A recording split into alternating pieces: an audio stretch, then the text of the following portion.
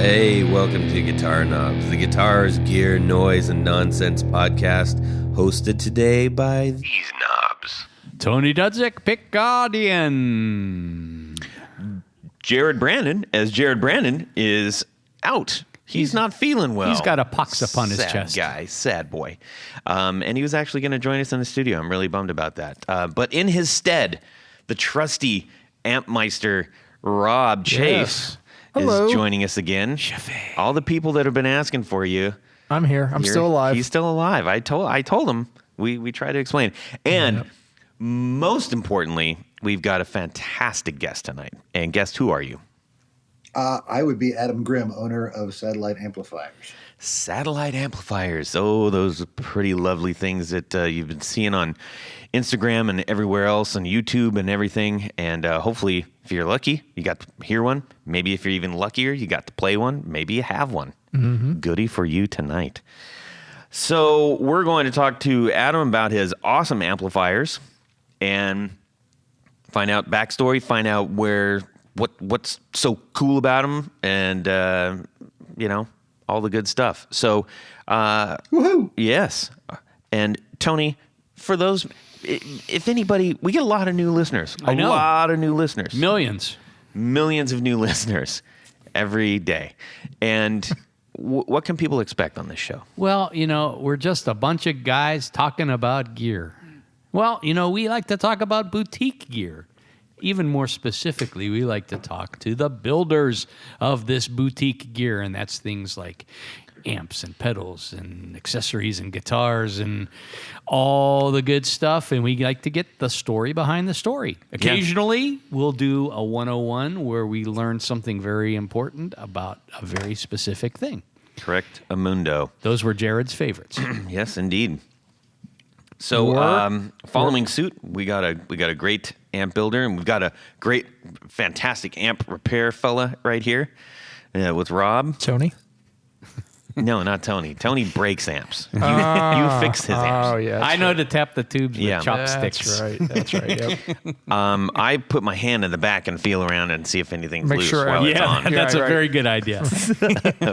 Best idea ever. Yeah, with a wrench. So, anyways, hope you're enjoying our show tonight. We're gonna have a great time. So let's. We got a couple of announcements real quick. First, I want to say a big shout out to. Well, nobody could even understand what that is, Tony. Was that like them passing by in a car? Yeah, That was awesome. In the El Camino. Thanks to Rode Mics for supplying our awesome gear, and a big shout out to Nick down there in Australia. Is other Nick still there? No, it's just Nick. Just Nick this time. Just Nick. It's Nick. Nick is there, and Nick and I have been chatting a bit on the internets, and it's great talking to him. So, hello, Nick. Hope you're doing well, and go get yourself some Rode gear, everybody. If you need stuff for miking and whatnot, and a little Vegemite. yes.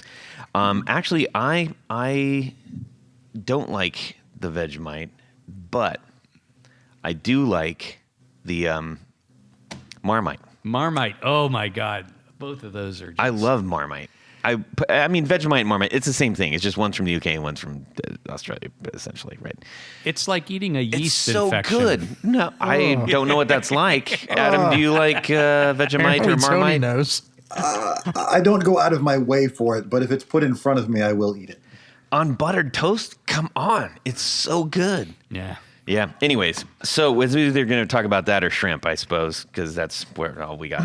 So I also wanted to do, as always, we get great feedback from our listeners, and we recently gave away 2 Vaderin pedals. And I got a note from Stephen Lamb, one of our great supporters. Oh, yeah. And he said, Was he a winner? yes. Oh, I we didn't know announced that. We did? Yes. When?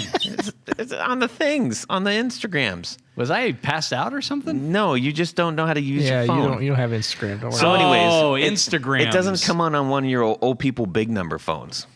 So anyways. What's that shit? So this is from Stephen Lamb. He said, Todd, thanks for this, the Vaderin pedal. He got the cherry fuzz.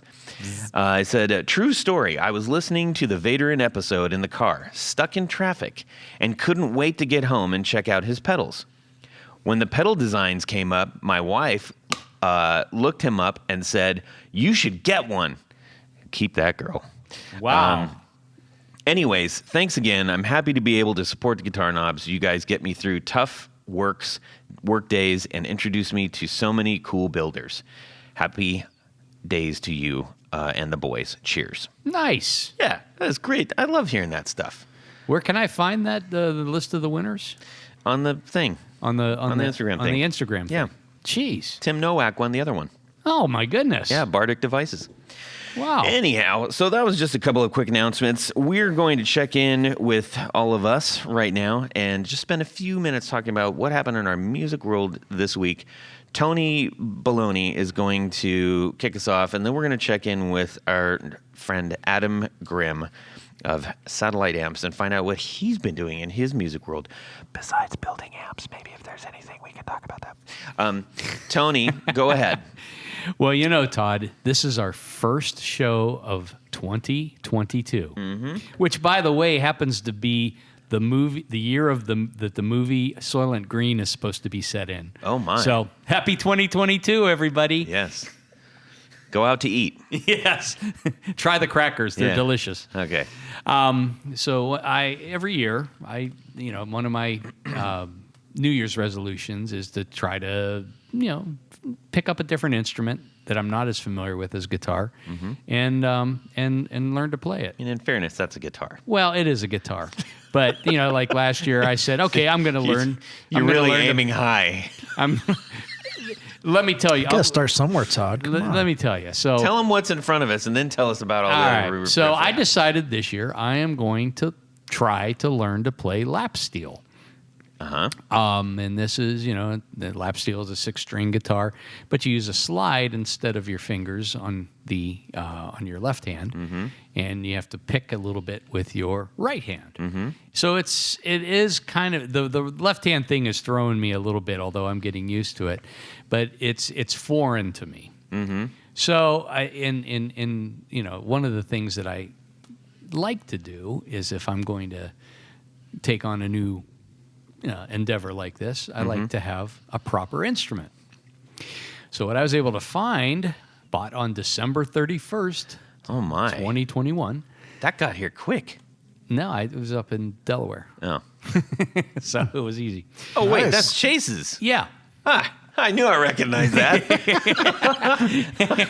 Yes. Okay. So anyhow, this is a if you look at the date code that's stamped into the back of the neck, it's a 1938 Recording King lap steel. Wow. Adam, have you ever played a lap steel? I have. Are you really good at it? Not at all. All right. Let's jam. So anyhow, it's a cool piece. Just a brief history of these. They would have called this an electric Hawaiian guitar at the time. In 1938, Gibson made this Recording King for Montgomery Ward catalog. And you can tell by the serial number, there's a DWE in the serial, or FON number. And the D stands for 1938, the W is for Montgomery Ward, and the E is for electric. So it's a very cool instrument. It's an unusual shape. It's like pear-shaped, most people would call that. And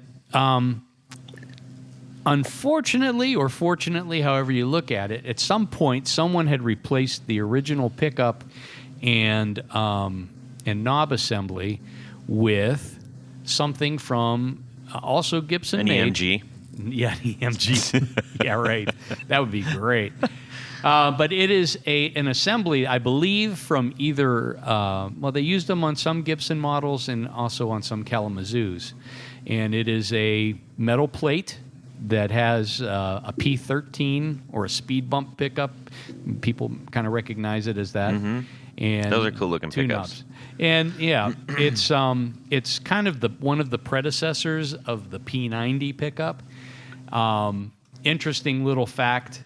This uses one Elnico magnet standing up and down as kind of the instead of pull pieces.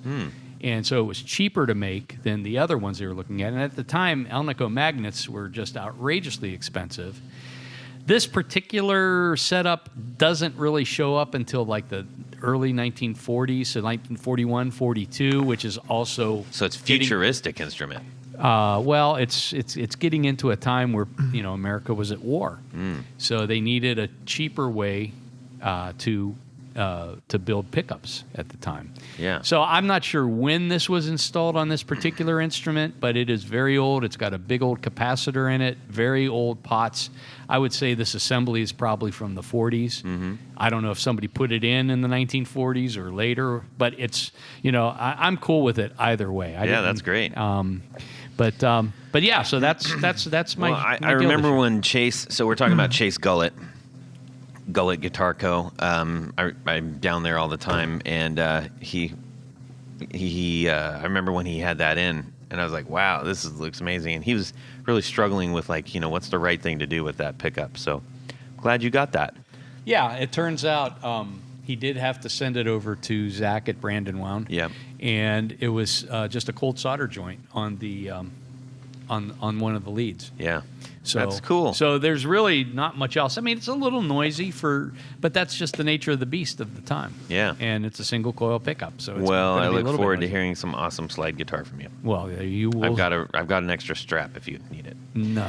Adam Grimm, what's going on, buddy? What have you been up to in your music world this week? Well, I spend 6 days of the week in my shop doing musical stuff, so there's always stuff going on. Mm-hmm. The latest things are, we have a new amp in the works. There's a guitar we got 3 prototypes of those that I've been playing with. Ooh, I'm excited about that one. Yeah, me too. It's very exciting. It's been in the planning stages for, I don't know, probably about 3 years now, but I made a prototype of it about 1.5 years ago, and then finally I'm getting off my butt and getting around to getting them together to basically the 3 prototypes have different pickups, neck options, trying to figure out how I want to do this and what the next steps are going to be. Gotcha. But everything every day is, I've got about 100 guitars and about 85 vintage amplifiers all surrounding me right now. And only 10 fingers. There's always something, and it's, last week I was playing my kids' Hello Kitty Squire Strat because I forgot how great it was. That was the musical thing of the week, of the day. But it changes all the time. What about this? What's the last vintage amp you bought? I'm sorry, what was that? What's the last vintage amp you bought? Oh, the last vintage amp. I'm going to change that to what's the last good vintage amp I bought, and that is a 1961 Fender Twin that's sitting right behind me. Ooh. Very cool. Nice. It is absolutely. I don't like twin reverbs very much, especially the silver face, the really brutally clean ones. Yeah. The 61 is a extension of the Tweed circuit, and it's just about the best thing Fender ever made. Nice. So is it tweed or is it brown? It's blonde. Oh, okay. It's none of the above. Excellent. Nice. With oxblood grill cloth. Ooh. No. No? It is a blonde with a wheat grill cloth, brown front, white knobs. Nice. Ooh. And it's sitting in between a 62 and a 63 Bassman setup. So I've got all 3 of them running together, and it's just about godlike. Now that older vintage twin, was that a 60 watt then? It is 4 6L6s. It is. Okay. Yes, Wow. it is. And running into a pair of P12Qs, which are borderline about to explode. Right. Yeah. Don't turn it up too loud. I know exactly what you guys are talking about. I do. A P12Q is a Alnico speaker made by Jensen, and a P12Q is approximately supposed to take about 18 watts, maybe 20 watts tops. Oh. And a twin puts out 80 watts clean. Yeah.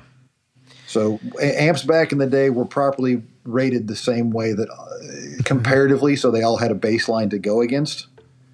Wow. This is a whole big aside, but I'm going to go real quick. Sure. Wattage is not volume. Wattage is heat. But we use wattage as an idea to compare each things to try and give us an idea of how loud something is. I literally just had this conversation with a guy at my work today. Okay, good. Then you're on board. Yeah, he was trying to figure out, choose between a 25 watt amp or a 15 watt amp, the 15 watt Vox AC 15, and the Supro 25. Yeah. And I said, that 15 is going to be loud, man. You don't. They're pretty comparable. Like, I've had both of them, and don't think that you have to jump into the 30 because the 30 is going to blow your ears off. Yep. If you measure both of those properly, a 15 watt and a 25 watt amplifier, you will not be able to tell the overall volume difference between the two of them. I feel really smart right now. I'm not lying. But if you really put a thermometer on it, a thermometer. thermometer. Yes, it will. The 25 watt will heat up your easy bake oven faster. Make your brownies. Excellent.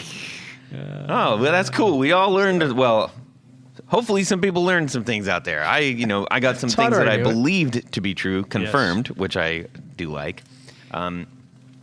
Did I interrupt any of that story, or was that the genesis? Oh, I can ramble on for hours about any of this stuff. Nothing was left out that I felt needed to be in. We got a whole show for you to be able to do that. Let's round this out by. So for me this week, how about Rob? I don't care about Rob. That was out loud. Holy crap! Welcome back, Rob. Go ahead, Rob. Music Week. All right. Well, this is kind of a depressing one, and I'm sure Adam, you've heard about Pat at Mercury Magnetics. Yeah. That sucks. Oh yeah. So, and you probably met him, right, Adam? Like doing trade shows before? I know Patrick very well. We used to text all the time, and I knew when he got sick that something was going on, but I never really found out what happened until he passed away. Want to say his full name, Rob? Yeah, Patrick Selfridge. Patrick Selfridge was an industry guy for a long time. He used to work for Groove Tubes, and then he was the main sales rep for Mercury Magnetics for 15 years almost. Yeah, 15-some years, yeah. But, yeah, unfortunately, he passed on, was it the 30th, Adam? Yes. Yeah. Yes. So, and unlike Adam, I never met him in person. I've dealt with him at Groove Tubes over the years, and then when he went over to Mercury, and just a wonderful guy. I mean, and anybody you talk to about it said, yeah, he treats everybody like they're his best friend, and that's just who he was. And really nice guy. Absolutely. Patrick was one of those guys that supported the boutique business, the industry tremendously. And part of why I use their transformers exclusively is because of him Patrick. And also Sergio and a couple other people that are up there. Yeah. Sergio's the guy that owns Mercury Magnetics. They've always treated me like an absolute professional, even when I had no idea what I was talking about. Yeah, from the first time you call. Yeah. Yes. And they had a way of transforming a non-electrical engineer's desires of what I wanted out of a transformer into a magical device to put inside of a box. Yeah. That's awesome. And when I would call Patrick, if I was ordering one transformer, he was always delightful. Yep. He was always glad to have the business, ask about the family. Every chance at any trade show, we always saw each other. He will be greatly missed. Yeah, yeah. So, yeah, unfortunately, it's a downer note, but that's the big thing in my music world today was when I saw that. Saw that post and immediately saw lots of people jumping in on it. Just like Adam said, there's people all around the world that were devastated by that one. So, Well, how about you, Todd? I had a really nice surprise this week, and I'm not going to give the whole thing away because this is going to unravel. Give it all away. For a little while. But my grandmother, who I lost this year, actually 2021 technically, if we want to be stupid about this, but I remember when my grandpa passed away. He was a Navy guy. They had this big chest of stuff. Nobody had opened this chest for a long time, and we're like, oh, what was in there? And all of his old Navy blues were in there, and all kinds of really cool stuff. And this was several years ago, like maybe 15 years ago. And I remember seeing a flash of a couple of things in there. I didn't really think of it at the time because I didn't need to. It wasn't really relevant to me. After her passing, I decided, and also after hanging out with Chase for a long time, I said, I need to find this stuff. And what it is World War II vintage Japanese brocade. What's that? Japanese brocade is basically like this silk fabric, like that is got the all the embroidery all over it. You know, so like turquoise with like golden gardens and people walking and dragons and all kinds of whatever. And there's 2 different kinds that I got. Where it was tracking them down through the family, like who ended up getting it. And I begged and pleaded, and so they're sending that out to me. What are you going to do with it? I'm very excited. Are we talking about putting it on a guitar? I was going to say amplifier? it's going to end up being music related here, and it's going to unravel over the coming weeks. Unravel. Or are you going to start and become a geisha? Yes, yes. I could see that too. Yeah. But I'm only going to sing Sammy Davis songs. I like that. I don't know why that was. Got a cigarette in one hand and a martini in the other. Yeah. So, anyways, that was kind of cool because the thing is, it's just been folded up. Yeah. For the longest time, since 51, 52 when they got back, and it's never seen the light of day. It's literally just been in this chest forever. Wow. So now I get to let their sort of legacy. Oh, that's going to be really cool. Be something really cool. So I'll make a couple of things maybe. We'll see what happens. Anyways, so that's what's going on in this music world this week. Tony? Yes, Todd. What is the shortest way to connect 2 pedals? I think you would use you would hook one end into your telephone and then the other end into a modem. No. And then bring it back around through and use I thought you were going to go with XLR crankshaft club. and a sprocket, but whatever, that's fine. So the quickest way to hook up 2 pedals. 2 pedals. 2 pedals. 2 guitar pedals is by using Tour Gear Designs patch cables. But what if you have more than 2 pedals? They've got they've got sizes for all kinds of pedal configurations and your entire board. Do they have a W-shaped cable? They don't have a W, but you can make it yourself. Okay. Yeah, just bend it. It'll be fine.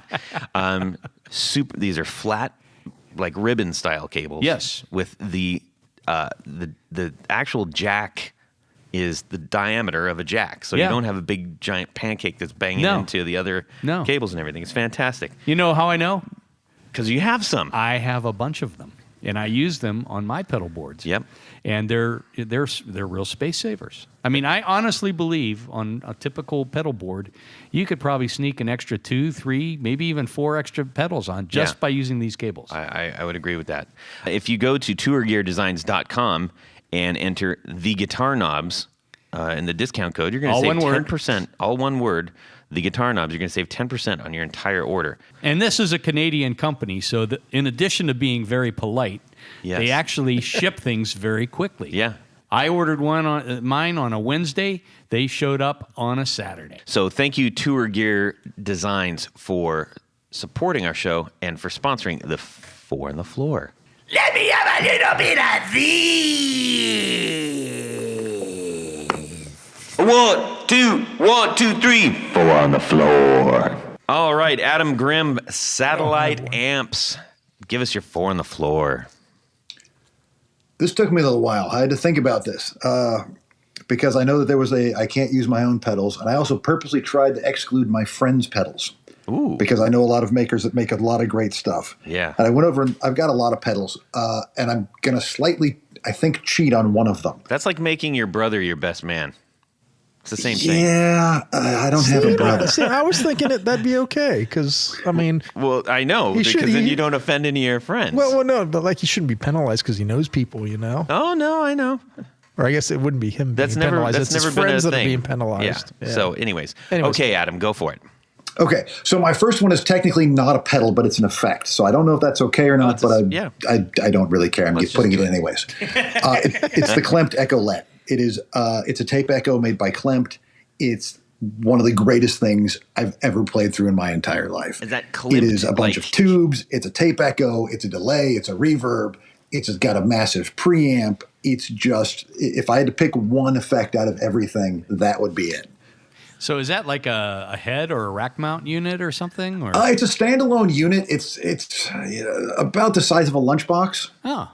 I thought he was going to say like it's about the size of a washing machine with everything in there. Well, so I don't know how much anybody has seen Klimt or Dynacord stuff. It's the same company. They were a German company. Okay. They would do things where they would make giant wooden boxes and put multiples in them with heads that, would end up being like 4 feet long. These just monstrous pieces that make no sense at all. And then you see these pictures and they're being used in an orchestra. You're like, oh, okay, it kind of makes sense. So there are some giant ones out there. Oh, they're beautiful. The Ecolette. Ecolette, yeah. Klimt. Wow. You know what it actually looks like? It looks kind of like first time I went to Carter Vintage, and we were in back, and I just lost all my marbles when I saw the Selmer. Oh, yes. Satellite. It's not the satellite. What is it? Selmer? The one it's all golden crocodile. I can't remember the name of the. It was a Selmer, yes. Yeah. Selmer had a period where all their amps were that gold croc style. Yeah. stuff. Zodiac, maybe? Zodiac, Yeah. that's it. Oh, golly, that just captured my imagination like nothing I'd seen. This, although is not covered in golden crocodile, it has some of the same fixings on it. Same knobs. Yeah, I love it. That's really cool. Selmer's a whole other side. I love Selmer amps. I think they're one of the greatest things anybody ever made out of England. Man. They're really okay. So people listening, if you are not familiar with Selmer amps, go check that out so you can get familiar. And there's a band called the Beatles you might have heard of. Yeah, they played them in the very early days. I didn't early know Beatles that. sound is all Selmers. No kidding. Animals, House of the Rising Sun. Who hasn't heard that? Yeah, that's all Zodiacs. Well, back to the Ecolette, which is just a beautiful gold box of old awesomeness. I can see why you love this. Yeah, and it's one of those things. It has a little bit of that single coil pickup noisiness that some of that you were talking about earlier, but it's just there's nothing else as good as that for everything it does. You know what else it kind of looks like? It kind of looks like if someone with just a hell of a lot of panache made a World War II field radio. Yes, absolutely. And it's everything inside of it those are all like Telefunken top of the line diamond bottom tubes, which are, every audiophile wants them inside. What's inside there? The transformers are all phenomenal. Every piece, everything is meticulous inside of it. Wow. What do these typically run? Do you happen to know? Usually between about, I think on the low end about $600 or $700. On the high end, $1,200 to $1,500. That's somewhere less in than there. I thought it was going to be. It's one of those things that there's not that many of them, but there's also not that many people that know about them. Oh. Well, the price just went up. Yep. I mean, I currently have 3 of them, and I've had probably 3 others. So I mean, they do pop up, and you do see them. Once you start looking for them, you see them a lot more often. Sure. Now, did you get into the Ecolette amplifiers? I have one of those too. Yes. You lucky guy. I have the AC. I basically have what it's like the EC40. It's basically an AC30 in a tiny little metal box like that. It's a single channel, and it is delightful. Wow. I'm looking at one called the Mustang 100, and it is quite beautiful, quite lovely. It's black and gold. I love that. Sold. That's like my color thing, man. Well, that's really cool. I love that we've found like a new thing. That's really neat. That's the first time. A whole bunch of new things. Boy, we're going to get lost in this. Sorry, we're taking so much time on this Klimt Ecolette. You guys have to go check these out. If you're not familiar, get familiar. And we'll collectively buy as many of these as possible before this comes out. All right, what's next? Pedal number 2 is probably going to have to be my BFD tremolo pedal. So BFD was made by a company called Vintage Technology. Probably, I think they were mid-90s. And the BFD, I'm assuming, is probably Brown Face Deluxe or something of that. It's just one of the greatest tremolo pedals I've ever had or used. It uses a really obscure 15-volt battery that is now out of production, so it's a little bit annoying. There's ways around that. But it was just one of these pedals that when it came out, not a lot of people knew about it, but now they're extremely hard to find because the people that have them will not give them up. And it is the closest I've found in a pedal form to an amplifier's tremolo. Okay, I like that you brought that up, and here's a lightning question for you. Of the amps that you are familiar with, have played, whatever, what amp do you think has what amp has your favorite tremolo? The Selmer TV12T. More specific. The 1962 Selmer TV12T that is sitting approximately 15 feet away from me, and I will not sell for any amount of money you offer me. Oh, that's cool. That's cool. Now, what do you love about that? It's lush, it's rich, it's delightful, it's choppy, it's angry, it's smooth. It's just got everything you want that doesn't overly detract from what you're doing. Yeah, that sounds like me. My second favorite is a 1955 Silvertone. The 50-watt combo with tremolo is also very hard to beat, and it is Bo Diddley in a box. Number 3. Number 3 is probably has to be my Ibanez FL301 flanger. It is a bright yellow box, same time frame as the TS808 Tube Screamer. It is their flanger, and it is brutal in a flanger. It goes into such extreme regeneration. It goes all over the place. It's great to annoy the neighbors, but it also has enough subtlety where you can just roll it back, and it's just smooth, and you barely even notice that it's there. And this is, you said this is the FL01? It's the FL301. Oh, flanger 301 from Ibanez. Okay. Let's see. All the Ibanez stuff at the time was TS's Tube Screamer. The phaser is the PH201, I think. Yeah, all of them have a really dumb numbering system. Yeah, so that's the one with the little square button, Yes. Yeah. Yes. I just recently purchased the FL9 I got one from the Japanese one from the 80s. Great pedal. Oh.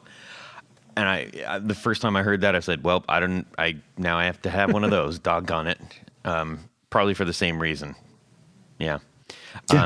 There's something cool about that, those old pedals. And by the way, ladies and gentlemen, we are going to be featuring a 101 coming up about Japanese pedals. Ooh, it's going to be good. All right, so let's see, number 4. So number 4 was where I got hung up. Those first 3 were pretty much fairly easy to get through. Mm-hmm. Number 4 was I've got a bunch of fuzz, distortions, Jack Super Fuzz, big muffs, all these things that are phenomenal. And then I spotted a pedal that I almost had completely forgotten about and how much I absolutely love it for all of its horrible reasons. And that is the Digitech Crossroads Eric Clapton pedal. Ooh, okay. I did not see that one coming. Nobody ever sees this one coming. It's like the Spanish Inquisition. There you go. So for those of you that are not familiar with the Digitech Crossroads Eric Clapton pedal, it is a 1 in, 2 out, not stereo, but there are 2 outputs. And there are 7 different models on here of 7 different Eric Clapton songs that you can scroll through to get to sound just like him. Yes, because it has nothing to do with his hands or his technique. I paid $5 for this, and I probably overpaid for it. Yep. But it is the one pedal I love to pull out when people want to talk about pedals and plug it in and go, no, you got to hear Model 6, the Layla acoustic Clapton pedal. Yeah. I like that. I like that you went that you can play high ball and low ball. I like that. Just for kicks, I just typed in reverb, and those are actually selling for like $90 to $120. No kidding. Ooh. Yeah, believe that. And I remember those pedals very well. That's when I used to manage a music store, and we got loaded up with a dozen of those. Took us forever to get rid of them at cost. Forever. Yeah. So I guess I should have bought them all. You should have bought them all. Yeah, what were you You'd thinking? be $1,000 richer. Yeah. The compounding interest on that would have Right. Well, Adam's not helped you at all. Adam's made $100 and some bucks too. So. Yeah. Outstanding. Nice. Well, Adam, thank you for sharing your 4 on the floor. Those were really fun. And all unique, right? Yeah, totally. That's great. I don't think Does anybody ever bring up a tuner? Yes. Okay. But I thought that might be too obvious, but it is. Tuners are helpful. They are helpful. Todd frowns upon a tuner. It's no, you got to have a tuner. You got to have a tuner. But the thing is that they usually are either going to be a TC, TC poly or the boss, the TU2. TU2. Yeah. Almost exclusively, that's always what they are. So we're like, okay, anyways. What if you like a strobo? Sure, yeah. Peterson strobo tuner. Yeah, just plug in a I mean, strobo. I've got 2 con strobes that are tubed that take about 20 minutes to heat up. And I have one of those too. The brown case with the thing, the front opens up, and I've got that one and I've got the black one, and they both take up a great amount of space on my shelf. Oh, that's hilarious. Yeah. So we're going to now transition into the most awaited portion of the show by some, maybe not all. I don't know. Hopefully all. Because we're talking to Adam Grimm, founder of Satellite Amps out in San Diego. Proper. Okay. San Diego, California proper. But wait, what if a listener was interested in finding out more while listening to the podcast? That's a good point, Tony. Where can people go to do that, Adam? Oh, there's this thing called the internet. It has things on it like facebook.com/satellite amps. Perfect. There is a Instagram account called Satellite Amps. Yeah. There's a website called satelliteamps.com. Yeah. Or you can just Google Satellite Amps. Oh, there's a YouTube channel, youtube.com/satellite amps. Nice. I'm sure that you can come up with a recurring theme here. The internet. You got lots of. You got all the socials covered. Yeah. There's a Twitter. I think there's a Twitter that I have too, but I don't think that I don't know that I've logged into it in probably 6 or 7 years because I don't have that much to say on Twitter. How about a TikTok? You got one of those yet? I almost got a TikTok, but I don't dance. And if you did, let's just say maybe everybody doesn't want to see that. How about a MySpace? You have a MySpace out there? Yeah, it's I still got a don't know how it MySpace. is with you guys, but the commentary you get sometimes from the listening crowd makes it definitely performances are not always well appreciated. Yes. Oh, my God. I'm going to call attention just really quick to something that you posted that I almost dropped the phone on. I'll see if you can. I'll give you one guess at what you think it might be. But this is just to give you guys some understanding of visually what is possible with these amps. It is the only blank scamp in existence. Oh, I know what that is. That's the red one that's sitting out at New York Guitar Store. Oh my gosh. You guys, this is absolutely stinking gorgeous.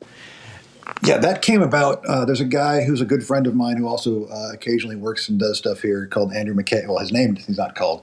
He's named Andrew McCaig. He's a delightful guitar player that you might have heard in a band called the Presidents of the United States. And he was over at the shop one day and he's like, why don't we make a red one? I'm like, I don't have a reason to not make a red one. So we made a red one. Yeah, it's really cool. It got sent out to the New York Guitar Store right before COVID hit. And then everything was shut down. And it's basically, they've opened up the store now, but it's, sat in isolation out there for quite a while, just hanging out, waiting for everything to open back up. Wow. It's way cool. And I love that you got the red transformer. Now that I don't know if that's not inside the amp. That's another one sitting on the top, correct? Well, the transformer is, you're talking about the picture so there is a slightly secret thing on top of that amplifier, the picture you're talking about. It's slightly secret, but out in the open. So explain that one. Well, it's out in the open. So there is a group of people that are restarting an old brand. Uh-huh. And they have asked me to basically rebuild one of the original amplifiers from the company. And the prototype is sitting on top of that with the tubes on it. Yeah. Of which we have just put that into production. I don't know how long that will take, but I'm making all the amplifiers, doing all the electronics here. And then there's some cabinetry stuff that's going on that is probably going to not be me because I don't want to do it. Yeah. And do you guys do all of your own cabinetry? Yes. Wow. Pre-COVID, there were 4 of us in here working. Post-COVID, it's just been me in the shop. Wow. That's running everything. an awful lot of work. The guitars were done slightly. We're jumping ahead in the story of what happens. But so when we've been making the cornet guitars with the trademark, and we did all that, and we were doing that for 6 or 7 years total. The rough woodwork was all done here in San Diego, and then all of the finish work was done in Williamsburg by Josh out at Protocaster. Mm-hmm. Wow. So those guys, we were doing some of that during COVID, and so that those guys were still involved in it, but none of them were here in my shop. I think maybe one of the most recognizable amps out there, I think, as far as especially the head units out there. I love how they look. Yeah, I'm very they happy look with killer. it. Can you dig in a little bit on how you got there? Sure. Well, do you want? So to really quickly touch on the look of the amplifiers and how they came about. The first, I originally built 2 amplifiers when I was in a Hawaiian band called the Cheap Lays. And I played ukulele. That's awesome. And there was the lap steel player had always wanted a 1939 Epiphone Console Grande, which there's apparently 2 of them they ever made, and nobody knows where they are. What this is that there was a center section with an amplifier in it, and then the legs would come off and form the case for the actual lap steel. Huh. So it was this giant contraption, very cool, and it's great to see a couple of pictures from back in the 30s of it, but it's never seen one in real life. So the guitar player in the band was a cabinet maker, and he offered to do the cabinets. And at the time, I was in the antiques business, and I had a friend that was helping restore radios and electronics. And I said, hey, listen, I want to build a couple of guitar amplifiers, and I've always been interested in electronics and tinkering, but I'd never actually built one from scratch. So we built 2 amplifiers for that band, and that's what got me hooked. When I got out of the antiques thing, had some money and some time and nothing else to do, and decided to start an amplifier company. And at the time, it was, had an idea of a design of what I wanted. Was not happy with the stuff that was available. This is like 2004, 2005. Mm-hmm. What was commercially available, I thought, was either crap or it was overpriced, or both. Oftentimes, and I thought we could do a better job of it. So I had an idea of what I wanted and what I was basing it off of, and I basically was taking from a lot of old designs and trying to mash them together. Mm-hmm. My own playing stuff.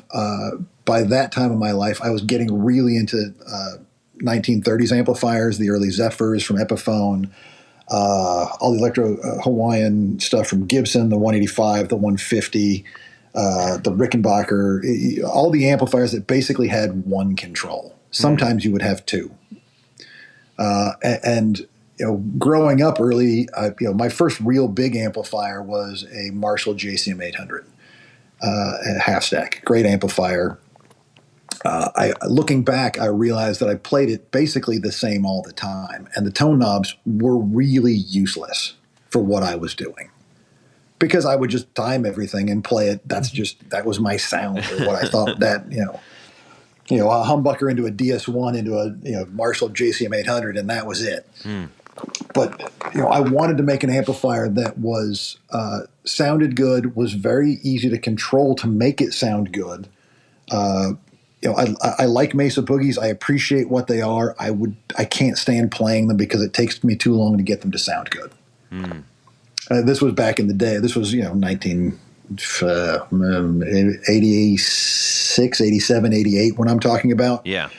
When that Mesa Boogie came out at that time, it was like, I think it was right around 1988. It was like 30 knobs, and I just had no idea what to do with any of them. And so, a lot of my thoughts into the first satellite, or what became the very first satellite, was trying to get into this, very easy controlled. And the way that I found that I would play is I set my amp up and then I go play, and I don't go back to play with my amplifier to change how I'm sounding. If I need to clean up, I roll my volume off. Yeah. so a lot of my controls was in my hands and in the instrument I had, not in the amplifier. So that was the basic idea of the design behind it. And we built a 2 EL84 amplifier, and it became the Neutron. And it was the first amplifier I ever put out, and we still make them almost. We changed transformer companies early on. We were using Haybowers in the very beginning, but we quickly went over to Mercury, and we've never changed that amplifier yet. We're still making it. So, question that I have for you is, after you come up with what you deem to be like, this is the amp to solve all my amp desires and woes and problems, you make more and different kinds of amps. So, all right. So when I made that first thing, I didn't really have a lot of foresight into, I'm going to turn this into a career that might be life spanning. It was more of I have the money and I want to do this. Let's try and start this. I didn't really have a whole lot of guidance as to what I was going to do for the second amplifier. It was more can we pull this off and make one? Right. How many did you make before you started going like, hey, wait, this is a thing? So we made 25 total of that first one. But before all 25 of those were made, so I got another guy involved to help me do the wiring, because I could do some of it, but it was sloppy. It was slow and sloppy. So I got somebody that was a little bit better at wiring than I was to help me out. And he said that he would be happy to help wire, but he didn't want to do anything else. Didn't want to design. Didn't want people to know who he was. Didn't want to have to talk to anybody. So that's great. This is perfect. And so I made a couple of them and got them to a couple of friends of mine. And I've been in the music industry and known musicians pretty much since I was about 14, 15 years old. And so I got one of them to this gentleman by the name of Ron Heathman, who was in a band called the Super Suckers. And he took it out and he said, this is great. It's just not loud enough. And I said, okay, well, I'll make it louder. So I designed what's now known as the Adam, which is much bigger transformers and more power tubes, but basically the same front end as the Neutron has. And it's basically just a much bigger power amp section. It's 4 EL84s. The transformers are about 3 times as big. They're monstrous when you see them compared. And I built the first one and the prototype, and I still have it, and it still works delightful. I'm like, all right, this is great. I'm satisfied with this. So I made a second one to get to Ron. And this is back when I didn't know how to get a chassis made. So I would, we would buy blank Hammond chassis. I would buy blank Hammond chassis and drill them out by myself, in my garage, in my backyard, and do things like that. I didn't, really didn't know how to manufacture anything. So I took the amplifier. Super Suckers happened to be in town, and I was going to go drive it down to their show to drop it off to let them go test drive it and try and break it. Super Suckers used to be a phenomenal band. They were a great live band, and they were really hard on gear. So it was a great test also for durability for me to give it to these guys and go, here, take this out on the tour, bring it back, and let me know what happened to it. Mm-hmm. So as I'm going down there, I get a call from my friend Otis. He was in the Cheap Lays with me. He's a friend I've known since the late 90s, local musician. He's Otisserie on Instagram. He's a photographer, skateboarding guy. Yeah.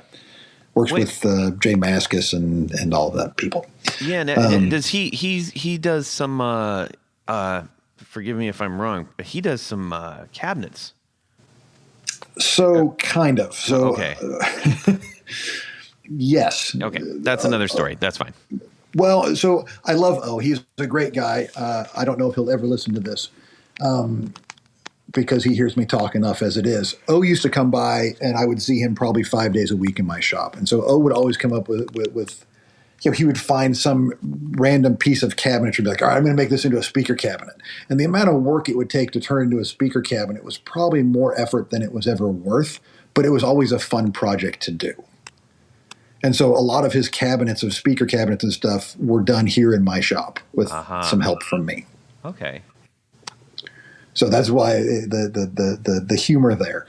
And I'm sure he's got other things, there's always something that with O. And like I said, I've known the guy forever. He's a great friend. Toured the country with him. Gone to trade shows, hung out. Great guy. Gotcha. So he called me up and said, "Bring it over to Soma, which is a club in San Diego, because Social Distortion's playing." I'm like, okay. So he happened to be over there, and I would go in there and walk in the back door and meet Johnny Two Bags, who is the other guitar player in Social Distortion, and say, "Hey, how you doing?" He's like, "Great." He's like, "What do you do?" I said, "I make amplifiers." And I said, "Here, try it." He said, "Great." So he plugged it in and played for about 2 minutes before security came over and yelled at us for playing during somebody else's sound check. And Johnny said, "Great, can I take this one?" I said, "No." He's like, "All right, I need 2 of them." I said, "Okay, great. I have to make a 3rd and a 4th one then." and that's literally what happened. And, their manager chased me down on the way out, or their tour manager, that, gave me all of the instructions that, I was not allowed to give them anything. He had to pay for it, blah, blah, blah. And I'm like, yeah, that's great. I'm not doing that. This is, yes. Yeah. Everybody, Yeah, I don't not gonna give get any of one my for stuff free. away. All the people that play my stuff are people that have bought it and that want to play my stuff, which I'm very proud of that fact. I don't toot my own horn well enough. As my wife tells me, is that, there's a lot of great people that have paid for and play my stuff all over this world. Mm-hmm. And that's basically how everything exploded from that point on. I can directly relate a lot of famous people playing my stuff and also amateur people playing my stuff from those 2 guys, from Ron Heathman and from Johnny Wickersham, Yeah. 2 Bags. That's I like that, and I like the fact that it's going back to Johnny Two Bags and that whole genre of rock and roll. I grew Absolutely. up watching him in the Cadillac so- Tramp, so- so it was I was like, I know he's great. He's a sweetheart of a guy. He is absolutely one of the greatest people out there. He is somebody who is very honest and true to himself. There's a lot of people that send him stuff that would love to get him to just, pose with it or play with it. And he always sends it back because he doesn't want it. He only plays what he wants to play and stuff that he truly believes in. And that's it. He won't do it. There's even with financial incentives, it's not in him to be able to do that. Yeah.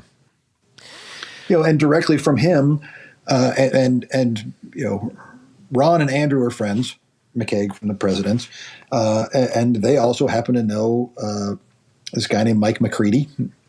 So, and Social Distortion happened to also open up for Pearl Jam, which is the band that Mike McCready plays in. And so that's how Mike found out about us. And I got a call from their road manager right before the PJ 20 tour happened.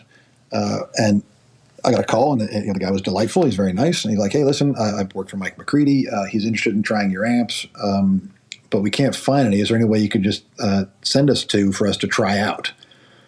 And I said, "Sure, that's no problem. It's Pearl Jam. Of course I can do that." And, talking to them, and I said, "How soon do you need them?" They're like, "Tomorrow." I'm like, "Oh, I have these 2 in red sparkle, and that's it."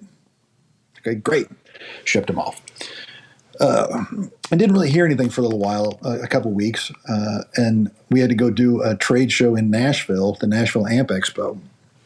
And I had met a gentleman by the name of Night Bob, who Night Bob is one of these mythical sound men of yore that, if you're in the industry, you know who Night Bob is. If you don't, my mom has no idea who Night Bob is. She never will. But Night Bob, he worked for Johnny Thunders back in the day. They bought their first Les Paul Juniors together, New York Dolls. He worked for, the last big thing he was doing was he was working with Walter Becker, with Steely Dan. But he worked with Aerosmith before they were famous and while they were famous, all kinds of people. Night Bob's a great guy. Love that guy.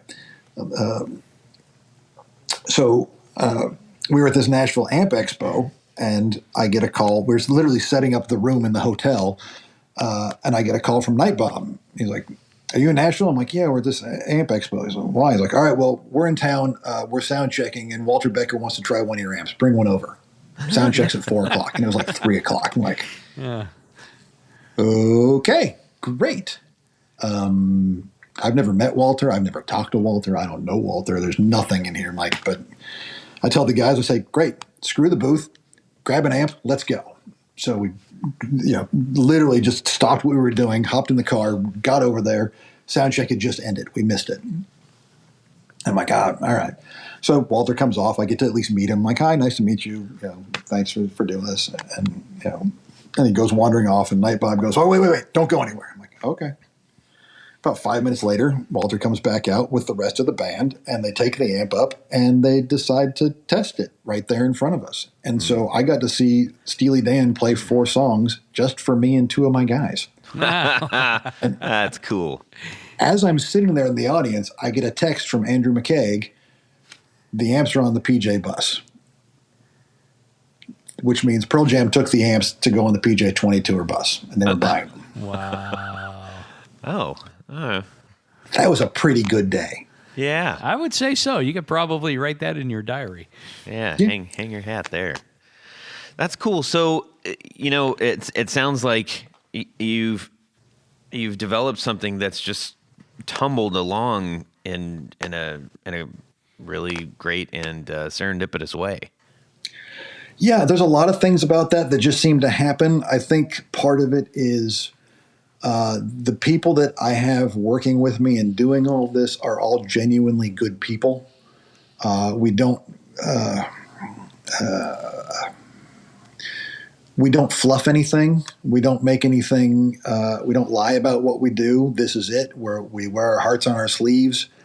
If you want a Mesa Boogie amp, by all means, go buy one. Mm-hmm. They are great for what they do. I don't do that.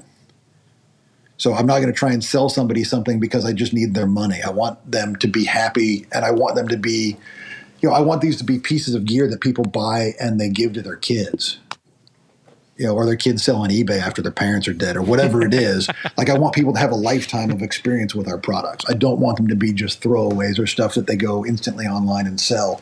It's actually something I'm kind of pretty proud of, is that you really don't find a whole lot of them used. Yeah. Now, are you primarily doing point-to-point wiring? Everything. All the amplifiers are all point-to-point. Okay, cool. So when we got into doing the pedals, the first couple pedals that came out were all point to point, and then I went to a circuit board. So I'm going to just jump around because it just flows what I'm talking about. Yeah, just do it. So just do it. Yeah, if anybody wants to, they'll eventually can read my book whenever I decide to write one. My Life in Amplifiers. So there's a guy who named Brad Davis, has a company called Creepy Fingers. Delightful guy also. He's a bass player for a band called Fu Manchu. Yeah. So when he started off making pedals, he called me and we talked. We were friends and we were talking about how to actually use a soldering iron and all that kind of stuff, and how do you make a pedal, kind of things. And he was doing a great job. I absolutely love his stuff. Honestly, they were hard to not include them in my 4 on the floor deal. But like I said, try not to have any friends in my thing. But all right. So Brad was having a problem because the only amplifiers he had to test this stuff were, none of them were normal in the sense of things that everybody is familiar with. And this is something that is hard for a lot of people to understand. But when we go do a trade show or something else, and people expect me to have, if you're trying out my amplifier, I'm going to give you a guitar you're familiar with. You're going to have my Les Paul is the most generic sounding Les Paul, but it sounds exactly like you expect a Les Paul to sound like. Mm-hmm. I want you to use that because it's familiar for what somebody who's never played my stuff. It's not, if I give you a guitar you've never played before, and I give you a satellite guitar, the new one that's coming out, you have no idea what it sounds like.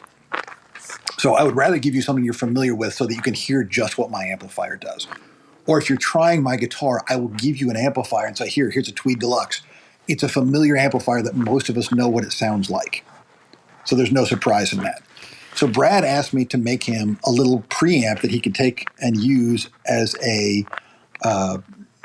basically a generic sounding. I want this to sound like if I plugged into a Marshall, is what he wanted. Mm-hmm. And so I, being the smart Alec that I am, Yeah. decided that I was going to make the most over-the-top tube pedal that I could.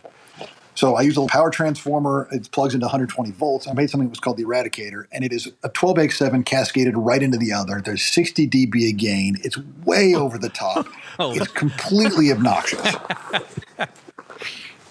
And he thought it was hilarious, and he's like, "I can't. This is great. If I play this, then everybody else is going to want to buy this and not my pedals," or some kind of comment like that. And it was all done in fun. And then Andrew McCaig, he happened to be down. He's like, "This would be great for fly-in gigs," because a lot of what they did was just fly-in stuff. So he could take that and plug into a PA system and get all of his tube stuff that he wants out of it, and not care about what the amplifier was. And so we would make some. We made probably, I don't know, about 50 of them maybe total. I would make them whenever I got around to it. It was, it wasn't really so much as in production, but it was if you knew and you asked me, I would build you one. And eventually, about 6 or 7 years later, I was messing out with something else. We were making a tube amplifier. I was making a tube amplifier that was all battery powered. So it was a 20-watt amplifier that ran off of a 14-volt remote control car batteries, and we found a power supply that we were using and had developed that would turn 14 volts into 290 volts. So we got our high voltage for our tubes. The battery packs would give us about 5 hours of playtime, and no one could turn you off. You could play it wherever. So there were 2 of those that were made, and we called them the Portawatties. My shop is 2 stories. I'm in the basement right now, and the entrance is in the upstairs. So me and another guy were over here doing stuff, and it was about midnight or 1 o'clock in the morning. And like, you smell that? I'm like, yeah, it smells like. Did we blow up a crossover? Because we were playing with hi-fis and doing stuff. And like, no, I don't think so. Nothing. I don't think anything burned. And so we go upstairs, and one of the desks is on fire. Oh my! So anybody in the remote control car world knows something that I didn't know at the time. Apparently, remote control car batteries sometimes burst into flames when you charge them. Oh, wow. So you have to charge batteries in asbestos bags. No kidding. So thankfully, the flames were only about 18 inches, 2 feet off the desk. We put it out and thanked our stars that, 10 minutes later and the whole building would have been gone. But that amp never came out. But the power supply reused and made the Eradicator pedal as it stands right now. So the Eradicator pedal as it stands right now is in a larger enclosure, and there's a reason for that also. But there's a tube in it, and we get 289 volts exactly on the B plus of the tubes. It runs off a 9-volt wall wart, and you still get 60 dB of gain. It's a little more controllable and not quite as obnoxious, but it's still an extremely powerful tube amp in a box, basically. And part of the enclosures, Sam Ash did the Astro Fuzz. So Sam Ash Fuzz and the Astro Fuzz back in like 60, 68, 69, something like that. It was a pedal that they made that was 5-sided. It's very unique looking, and I've always loved the look of it. And so when we were doing the Eradicator, I realized that, and this is not to knock everybody that uses Hammond boxes or that like that, with my eyesight, when I walk into a guitar shop and I see a wall of Hammond box pedals, I can't tell what any of them are. They all look exactly the same to me. Mm-hmm. But there are pedals out there like an Octavia. If you held up an Octavia 50 feet away from me, I know exactly what it is. So we wanted our pedals to have that same footprint where you would see it, and if I held it up across the room, you knew it was one of my pedals. That's smart. And so that's part of why those are that way. The other is because that one in particular has a tube in it, and we needed the extra airspace so that it doesn't get too hot. I like the decisions that you're making as far as design and trying to make them stand alone. And well, a lot of things were I without bragging, I think I have a good eye for what looks good and what doesn't in this world, whether it's, bathroom designs or amplifiers. I stumbled a little bit when I first made the amplifiers and got the look to what they are. At the time, it was all done with a skill saw and a drill and a lot of liquid nails and stuff in my backyard because I didn't know what I was doing. And I didn't have a whole lot of great measuring tools, but I was a smoker. So everything is dimensions of cigarette boxes. There we go. My cutout is, 3 Marlboro light boxes turned on their side. That's it. 2 high, 3 wide. And that's how everything was measured off. And then that's that golden ratio or whatever that is, and it worked out for exactly what we're doing. I like it. So back to your amps. As the builder of these amps, what sound profile would you say your amps are closest to, so our listeners can get a general idea? So I understand your question. It's a very, very difficult thing to answer in the terms that people want. And people ask me this question a lot. It's because we use terms of reference, and this is part of why I have all the gear that I have. When somebody says, does it sound like a Fender? That to me is a meaningless term. Because I've got, 15 Fender amplifiers all within earshot of me, and they all sound extremely different. Mm-hmm. So I can't say that it sounds like a Fender. In the sense of profile-y stuff, so the Neutron and the Atom are very classic rock to heavy rock. They're upper mid-range heavy. They're very aggressive. They have switchable rectifiers, so when you switch the rectifier out, part of that is more touch sensitivity than it is wattage. Mm-hmm. And this, I don't know how far down this rabbit hole we want to go, but it's part of how an amplifier works. If you want me to go down that route, speak up. Otherwise, I'm just going to keep rambling with what I've got. Run with it. So as those went, all right. So a tube is a rectifier. It converts the high voltage AC off the transformer to high voltage DC for the tubes to use because tubes are technically DC devices. So our tube rectifier is very inefficient. So what happens is that if you have a 5Y3 rectifier or a 5AR4, GZ34, any of the variations thereof, when you play a note, it sags. It drops the voltage. If you watch it on an oscilloscope, you'll actually see it drop, and then it comes back up, and that's where we get what's called note bloom. So that's your compression, that's your note bloom, that's your very touch sensitivity. A solid state device, when you put in some diodes like a 1 in 4007s, they are almost instantaneous. It's not quite, but there's no sag to it. So you get a much tighter sound and you get a lot more articulation. So if you're playing a lot of notes fast, you're going to want a solid state rectifier. That's part of what that all is. Gotcha. So back to what my amps sound like. So as the progression of amps went from the Neutron to the Atom, the next one up, we did the Hellion, which was an attempt to kind of make it a little bit more American sounding in the sense of Tweed Fenderish. I have a Tweed Super that I absolutely love, a 1955 Tweed Super. It's probably the second greatest amp that Fender ever made. It's just awesome. And so we did that, and we still make it. I ended up putting reverb on it because there's a lot of people that were asking me for an amp with reverb, and it worked really well with that. It's also the one that I think the only amp we have right now that's offered is a 15-inch combo, which there's a dedicated amount of people that love 15-inch speakers. After that, we did the Omega, which was the attempt at a 50-watt, more of a clean platform. It got angry when you really pushed it, but there was a lot more clean headroom, a lot more pedal-friendly. A lot of my amps are made because it's how I like them. So it's I usually just plug straight into the amplifier. I don't worry about pedals. I'm not in a band. I technically own a couple of pedal boards, but I think there's only pedals on one of them. I don't have to worry about it. So if I want a pedal, I just reach over and grab it out of the case and throw it on. If I want to play what's on the other boards? Sandwiches? Yes. Perfect. And so, after that, then there was a second version of the Omega because people wanted it to be angry earlier. And then we did the Elmer, which is my take on the Selmer TV12T. That's my favorite amp of all time that we talked about right. The tremolo. So the Elmer is that one. And then I didn't know anything about trademark law. So Fender gonna used be to make good. an amp called the White Amplifier, which was named after Forrest White, who was the head of production, the floor manager, basically, head of production guy at Fender in the 50s.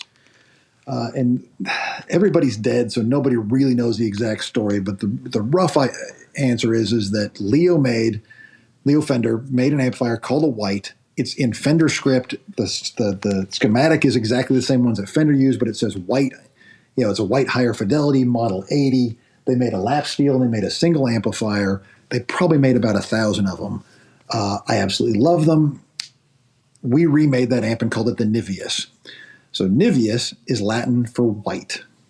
That's how we did this.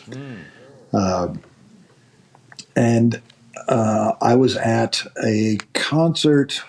It was an outdoor concert. I think it was a Social Distortion concert, to be honest. And there was a guy there by the name of Bruce Zinke. And I had never met Bruce Zinke, and got to meet Bruce and hang out with him and talk to him of Zinke amp fame. Right. And this is when he was buying Supro and Park.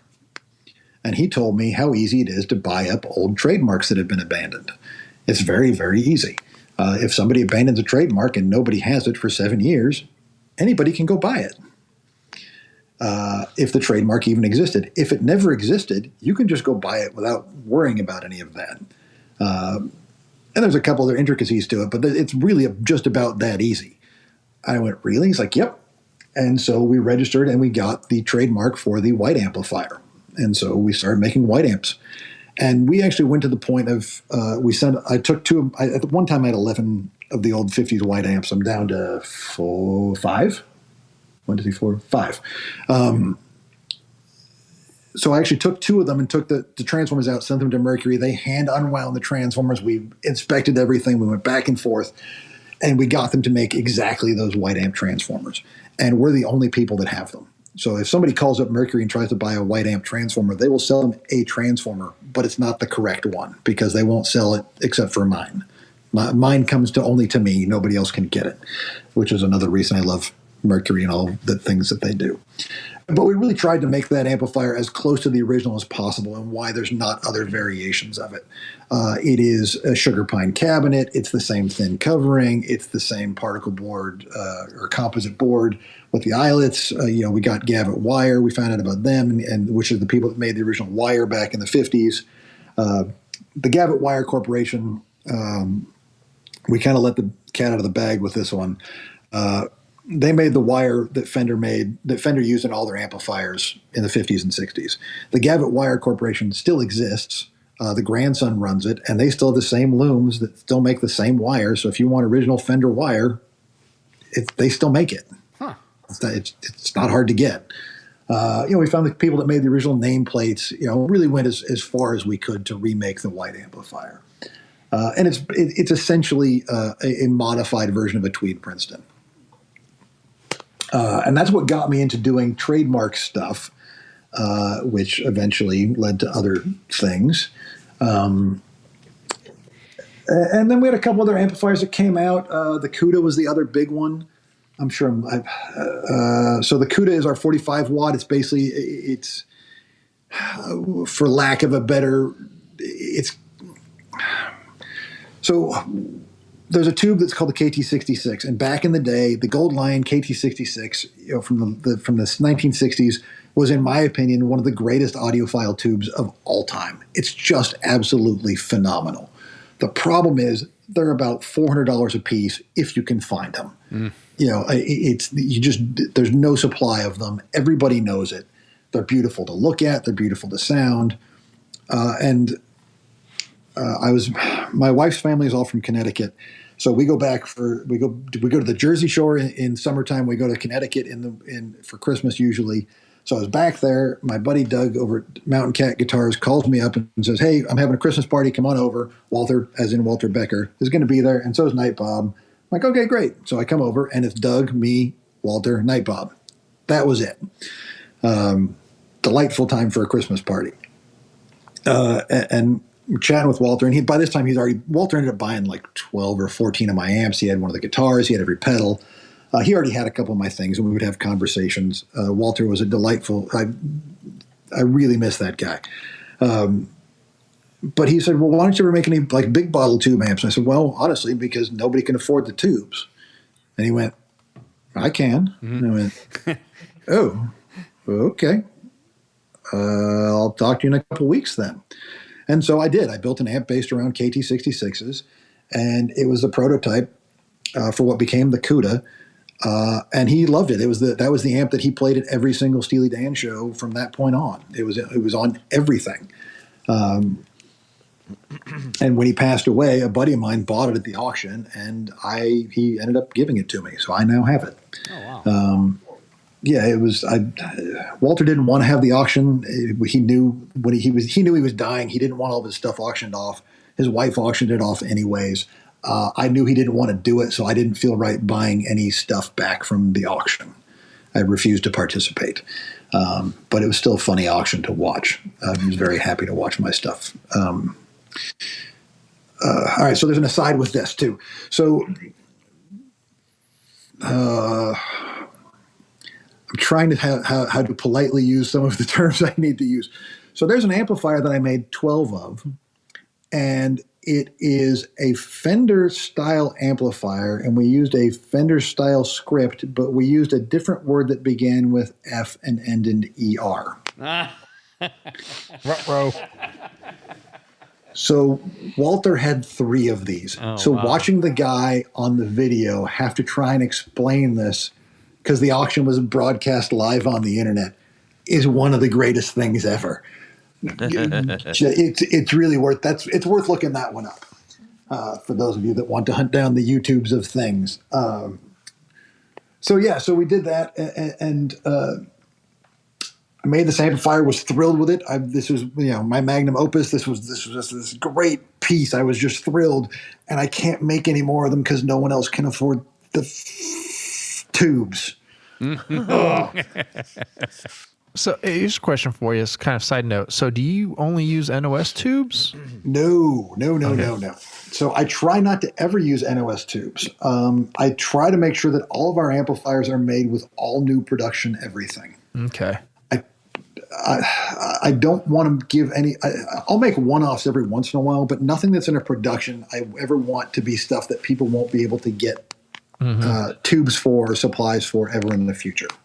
Yeah, I asked that question because you mentioned the cost of the KT66s. So I was... Well, and at the time, no one made a proper KT66. Oh. So a buddy of mine called me up and was like, "Oh my God, you have to try this. The new Gold Lion came out, the KT66. It's great." I'm like, you've said that before, but it's sure. He's like, no, really, go try these. I'm like, okay. Bought a pair of them and was blown away. They were the first properly done KT66.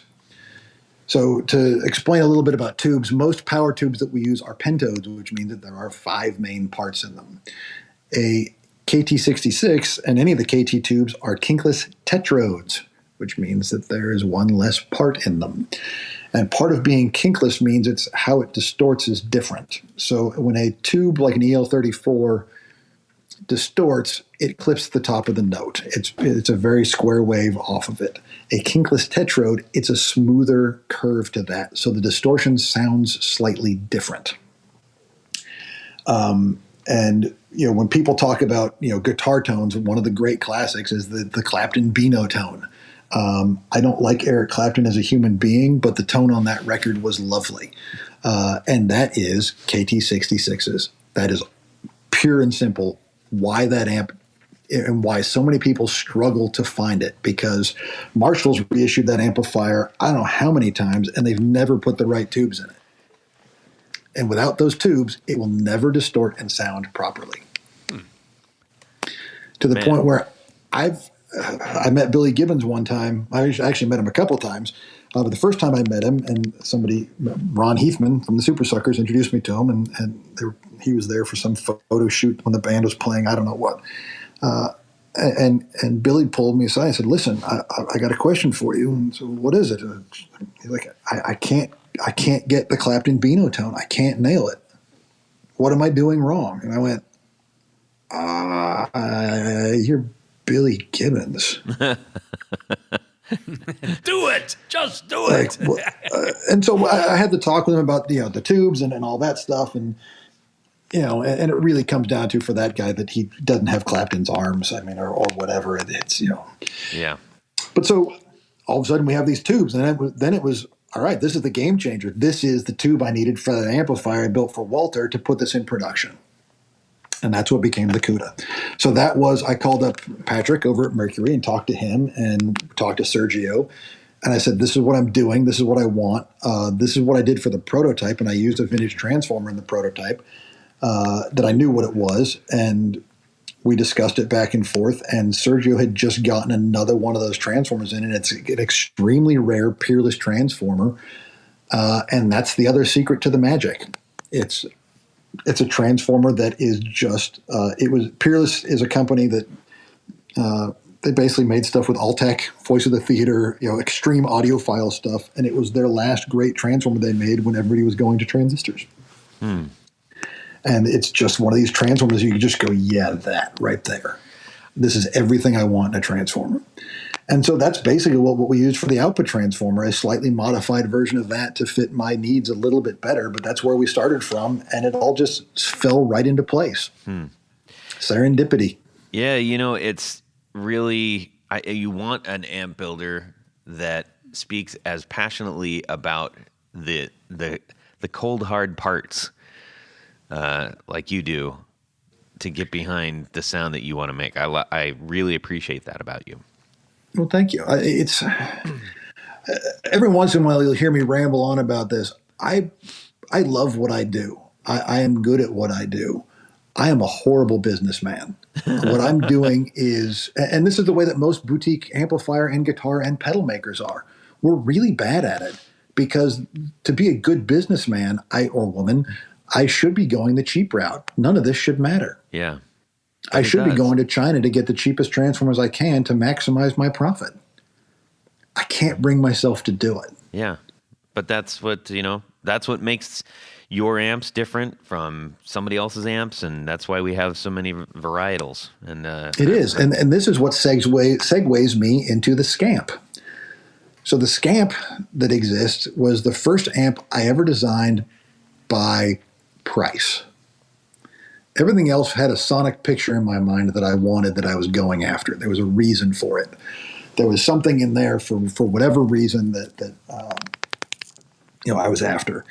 So the Scamp, I went, all right, I'm going to see if I can build an amplifier that we can still build here in San Diego in our shop and try and get it under $1,000. And so looking at all of this, I realized that we can shave almost $500 off just by canceling the cabinetry. The wood, the covering, the labor of doing it, all of that stuff, and getting down to a metal cage. And when I was trying to do this, I talked to Patrick over at Mercury and said, listen, this is the project I'm doing. I need to get these transformers down to this price. What do you got that will fit that? And the answer was nothing. We don't have anything that will fit your price point. I said, okay. And he wasn't mean about it. He just said that there was nothing on the books that existed that we could pull from. So one of the things about transformer design is if I can use a transformer like, say, a Tweed Champ transformer in something, the design already exists. They already have them on the shelf. I could order one and have it in a couple days. If I'm designing from the ground up, we're starting over from scratch. So anytime that you're trying to do something for a cost for designing an amplifier, if you can use an off-the-shelf transformer, it saves you money. So that's why I was trying to do it this way. And so we eventually, said, all right, what about this? And he said, if you can order these in quantities of 50, we'll meet your price. I went, done. Absolutely done in a heartbeat. And that's the great thing about them. I mean, he spent a good day and a half trying to rack his brain to figure out how to make it work for us. And I'm not Fender, I'm not Marshall, I'm not selling hundreds of thousands of units. And that was one of the great things about Patrick and everybody at Mercury that's still there that are still great, is how well they treat you because of things like this. Now you said it's under $1,000, but this is. You got it marked at 600 to $19.99. No. So the Scamp is $849 retail. Gotcha. So if you're on my website, you're looking at a price list of certain things. If you order it with a cabinet, you can put a half deposit down, and that's what the $600 is. Oh, so with it, so head and cabinet, I think is $1,200. That's still a killer deal. Well, it's the Scamp it's a phenomenal sounding amplifier, and it is all made in here right now by me. It's all point to point. It's all mercury magnetic transformers. It's all Gavit wire. It's all the same terminal strips or turret boards that we use for all the other amplifiers. It's all and it's a killer looking amp. I mean, it's just I think it looks great. Freaking cool. And I've since started putting all the other amplifiers and making them available on that same chassis. That's smart. So, and it shaves $500 off the cost for everybody. That's cool. I like it. It's smart and cool. For probably 85% of the people that play my amps are people that play at home or in small bands with their buddies. They're not professional musicians. They're not out there touring. So anything that you can do to shave off $500 off the cost of something is great. Yeah. I mean, I'm the same way. If I could shave $500 off of the stuff I was buying, I would be thrilled to do that. Well, Mr. Man, I'm really stoked on what you're doing, and I really appreciate you sharing so much of your story with us. Aside from just the top level stuff. Anyways, it turns out that Jared's not home, but here we go. Uh-oh. Tony, you want to give us a Jared impersonation? Yeah. Would you rather? Yeah, he just does it better. He just does it better. Well, so you're walking down the street and you remember that you're late. I'm late for for your uncle's. He passed. Your uncle passed. This is sad stuff. But they're having a big old party down by the lake. Awake by the lake. Well, it's down by the lake because they're going to memorialize him by sinking his two favorite things, which is this awesome 70s custom van with the bubble window in the back. Merlin with a Merlin on the side? No, not Merlin on the side, but the big bracket striping. I can't remember what that's called. Not Starsky and pinstriping. Hutch. Kind of, yeah. And behind that is his favorite other toy, which is his speedboat. Now, the reason this is relevant is that custom van, his two favorite colors were purple and green. Purple and green. That custom van was purple and green. It was purple with the green like metallic, the big stripy bits on the side that were all, lots and lots of them, pinstripes and all kinds of stuff. Lots of stripes. Sounds kind of gross. It's a little gross, Like but also Gravedigger? pretty cool. Kind of, maybe, but you know what I'm talking about, like the scallop stripes, like on the old Impalas and stuff. Okay. Yeah.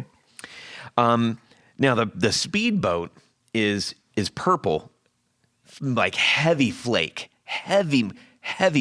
purple, with green flames. And so they sunk them. Both of them in the lake, and you're standing there to watch it.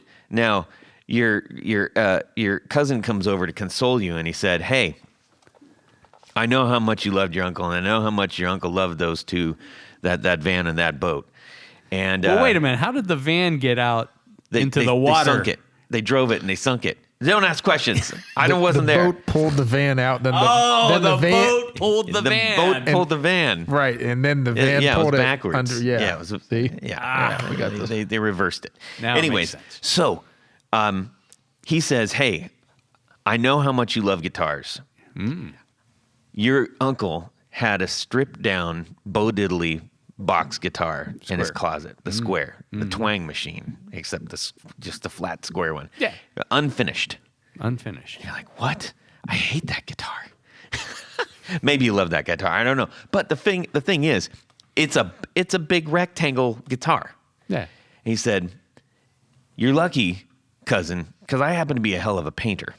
Now, Let me guess. He has to memorialize two colors. this, would you rather have this Bo Diddley box guitar painted the Purple. custom van, which is purple with the green hot rod stripes, Yeah. the lowrider kind of stripes on the old vans, or flake purple with flames. All right, we're gonna go Tony, and then Rob, and then Adam, and then me.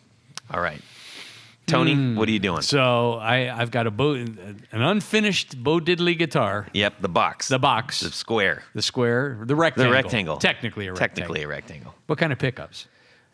Oh, I imagine they're the Gretsch ones. Like Filtertrons? Yeah, sure. Okay, that sounds good. What Yeah. kind of tuning machines? One in the bridge. That's it. What kind of tuning machine? Shut up. Pick the thing. I'm going with I'm not a flame. I don't like flames on guitars. Okay. So I think I'm going to go with the purple sparkle, Yeah. right? That's still Yep. sparkly. And the gross green stripes on it. Yep. Okay. All right. Rob? Oh, so they're both sparkly. Yeah. Oh, okay. But the Those are the his other favorite one- colors. Yeah, the other the okay. one with the flames like the boat was very sparkly. Like, Oh, okay. It's like speedboat flake. Oh, okay. Okay. So bigger flake. Heavy okay. flake. All right. All right. Well, I'll go with that one. Okay. with Which the one? flames? Yeah, flames. Honestly, I don't really. It's more sparkly. So Okay. I'll do more Is sparkly. it flame maple? Shut it, Tony. flame maple Bo dirty. Diddley? Yeah. Okay. That's 2. All right. Let's see. Adam, what would you go with? Did you say flames? I really hate hot rod flames. I would go purple metal flake with stripes. Yay! All And- right. And if I have my personal choice, I would want it plum crazy purple from 1969 Metal Flake Dodge. Ooh. That is okay. that is the best. You know one. what, Adam? Why don't you go ahead and order 2 of those up from cousin Three cousin of those. Harold? 3 of those. Oh, That's 3 of fine. them. Yeah, we need a 3. We'll get a discount now. Yeah. Yeah. And probably Jared will want one too. 'cause Jared will that want is- one for sure. Is plum crazy. He loves the heavy. He just loves all the sparkles. Anyways, okay, that was super fun. That was sent in by me. Oh. A couple minutes ago. Wow. I like the way that it meandered through the whole thing. there. Yeah, it made. But now it all makes sense. I guess. So, yeah, go eat your potato salad at the memorial. We need to say thank you to a few folks here. You know, Todd, at this point of the show, there are a special group of people that we love to thank.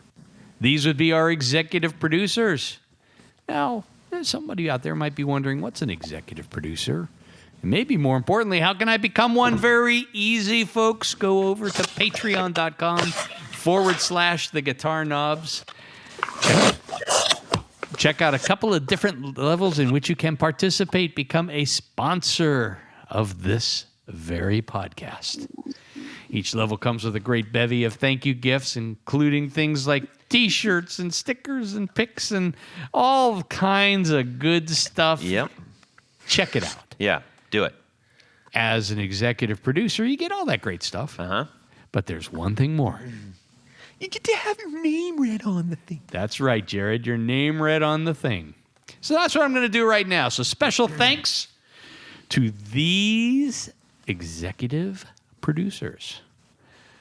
Tom Burrazen, Darren Gregory, Doug Christ, Ken Sayers, Michael Senchuk, Stefan Lamb, Anthony Lathrop, John England, John Estelle, Justin Jones, James White, Matt Hart, Bill Gola Guitars, Richard Kendall, John Jackson, Jason Roush, Gary Cooper, Mark Garton, Elad Mizrahi, Mike D, Trevor Gunberg, Rick Calhoun, Anthony Gemalero, John Helverson, Drew Lopez, Fader and Pedals, and Moon Guitars. Excellent. Wait, Todd, No. wait. There's more because we have another very special group of executive producers. We call them our Grand Poobahs in their individual jacuzzis filled with some unknown orange liquid. Yes. So special thanks to these Grand Poobahs.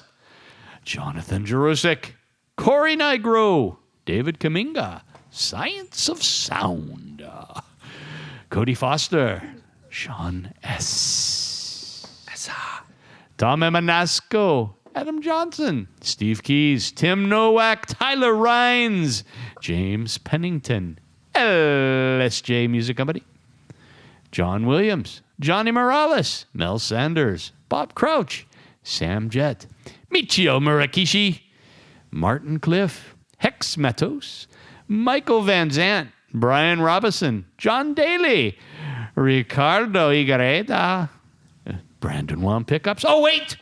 And yes, Todd, we have a new Grand Poobah. Ooh. Caleb Myson Joyce. All Welcome aboard, right. mon frere. Excellent. Thank you so much. Welcome, Caleb. Glad to have you. Thank you so much for supporting our show. All right. Adam, we need to find out, just remind everybody where they can go buy your awesome amps. The internet, stores, places of interest. Excellent. You can go and your YouTube and make sure you check out his Instagram too. Satellite Amps Instagram's fantastic. I love seeing what's popping up on there. Thanks for having me. Yeah, you bet. And Tony, where can people find you? Head over to pickguardian.com. Check out the pick guards and fun stuff that I make. You can order things right off the internet on a lot of cases, but I do mostly custom work. So shoot me an email. Let me know what you need, what you want, what you're trying to do. I might even have some good advice for you. So check it out. Pickguardian.com. Sounds good. Rob? Mad Cow Amplification on Instagram, Facebook.com. Perfect. Wherever. Love it. You can shoot me an email, Todd at theguitarknobs.com. You can also send me a DM on Instagram at guitarknobs. Love to hear what you have to say. Share us your would you rathers and anything else. Love to hear from you. Humongous thanks to Adam Grimm from Satellite Amps. Thanks so much for being here. It was an awesome time talking with you, and we really appreciate you sharing all of your awesome story and thoughts and everything, and for making a fantastic piece of equipment out there. Well, thank you very much for having me, and I hope everybody enjoyed it, and I hope you all have a wonderful new year. Thank you as well. Hey, everybody, have a fantastic guitar weekend. Subscribe! Yeah. I'm sitting on the floor. I don't have a chair. Tony? No, Todd. Rob. He didn't leave us yet. Yeah, fantastic. He's still there. Crickets.